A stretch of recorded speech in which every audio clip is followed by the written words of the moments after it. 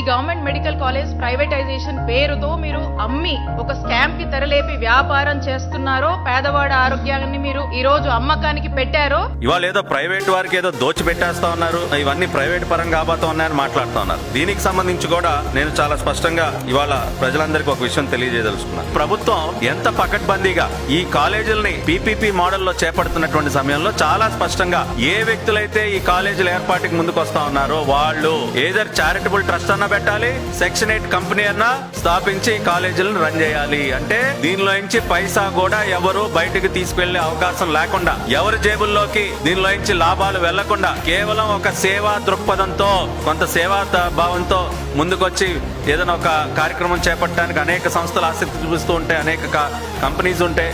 అటువంటి వారు కేవలం either charitable trust or section 8 company కిందే ఈ కాలేజెస్ రన్ చేయాలని చెప్పి ఇంత స్పష్టంగా పెడితే ఎవరికి దోచి పెడతా ఉందండి?